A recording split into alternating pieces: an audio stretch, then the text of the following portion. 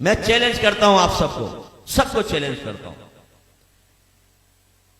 चंद एक होंगे जो पास हो जाएंगे, वरना किसी अच्छे कारी साहब को जाके अपनी नमाज सुना दो जरा की दफा। आप कहते हैं ना हम नमाजी, हमें आता है सब कुछ, एक दफा सुनाए किसी कारी साहब, अच्छे कारी साहब। सैकड़ों तो आपकी तलफ्फुज की गलतियां होंगी, तजवीद पढ़ी नहीं होती हमने, नमाज में उल्टा सीधा पढ़ रहे होते। रब्बी जालनी, ओ भाई रब्बी जालनी है, जालनी कहां से आ गया? जीम पे तो फतह है ही नहीं, यहाँ पे जीम साकिन है।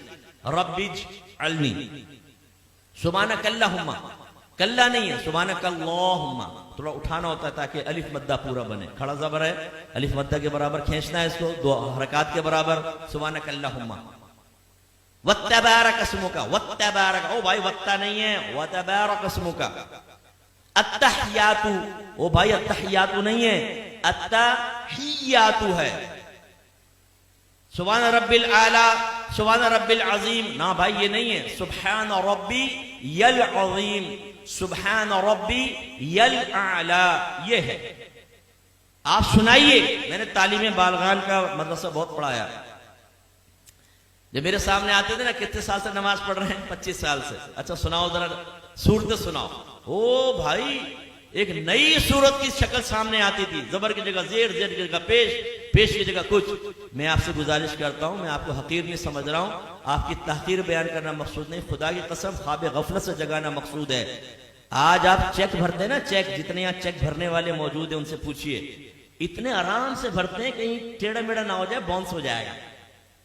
और कहीं अगर गलत हो जाए ना तो ऊपर साइन करना पड़ता है, वरना ये रिटर्न हो जाएगा ये चेक बैंक से, ओवरराइट हो गया है, तब कहीं जाके वो कैश होता है। लेकिन जब नमाज पढ़ते तो समझते हैं बहुत बड़ा हमने अल्लाह पर एहसान किया है। बात तो पढ़ते ही नहीं, खैर जो पढ़ते हैं बहुत बड़ा एहसान किया है, अब पढ़ी बस अल्लाह कबूल फरमाएगा। हालांकि नबी करीम सल्लल्लाहु अलैहि वसल्लम फरमाते हैं कि बंदा बाज़ औक़ात 60 बरस तक नमाज पढ़ता है, लेकिन उसकी एक भी नमाज अल्लाह ताला की बारगाह में कबूल नहीं होती, क्योंकि रुकू सही करता है तो सजदा गलत कर देता है, सजदा सही करता है तो रुकू गलत कर देता है। एक रिवायत में फरमाया, बाज नमाजी ऐसे हैं कि मस्जिद के दरवाजे से बाहर नहीं निकलने पाते कि उनकी नमाज पुराने कपड़े की तरह लपेट के उसके मुंह पे मार दी जाती है। एक रिवायत में फरमाया, जब नमाजी बाज़ औक़ात नमाज खत्म करता है तो नमाज उससे ये कहती है, अल्लाह तुझे ऐसे ही बर्बाद कर दे जैसे तूने मुझे बर्बाद किया। उसमें वो खास तौर पे सुपरमैन नौजवान यहां बैठे हुए ना, जब नमाज पढ़ने खड़े होते हैं, रुकू सजदा, एकदम सीधे खड़े हो गए, रुकू सजदा, अभी हमारी अल्हम्द आदि भी नहीं होती, 2 रकातें खत्म कर लेता। और जब ये सलाम फेरा, कल्टी बाहर, ओ भाई तू एक्सप्रेस ट्रेन बना हुआ है, बुलेट ट्रेन, ये तेरा फायदा क्या हुआ नमाज पढ़ने का? यानी सर से बोझ उतार रहे हो। आपने देखा जुमे की नमाज के बाद जैसे ही इमाम साहब सलाम फेरते हैं, जूतियों पर रश लग जाता है, इतना रश हो जाता है जैसे बाहर 5-5 हजार के नोट बट रहे हैं, अगर देर होगी तो निकल जाएंगे। जूतियां ढूंढने में 15 मिनट वहां लगा देंगे, मस्जिद में नहीं बैठेंगे, ना सुनन पढ़ेंगे ना नवाफिल पढ़ेंगे आगे के, और बाहर निकल के फिर दूसरा कहते हैं, हाँ क्या करना, चल ढाबे में चाय पीते। अभी तुम इसलिए बाहर निकल कर आए थे।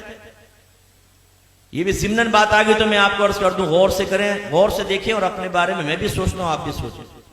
नबी करीम सल्लल्लाहु अलैहि वसल्लम फरमाते हैं कि मस्जिद की और मोमिन की मिसाल ऐसी है जैसे मछली और दरिया, कि अगर मछली को दरिया से बाहर निकालें तो वो उस वक्त तक चैन से नहीं बैठती जब तक दोबारा दरिया में ना आ जाए। और मुनाफिक की और मस्जिद की मिसाल ऐसी है जैसे परिंदा और पिंजरा, कि अगर परिंदे को पिंजरे में बंद कर दें तो फड़फड़ाता रहता है कि दरवाजा खुले और मैं उड़ जाऊं, और जैसे खोलते हैं उड़ जाता है। अपने बारे में हम सबको गौर करना चाहिए, हम में मोमिनाना सिफत है या मुनाफिकाना सिफत है।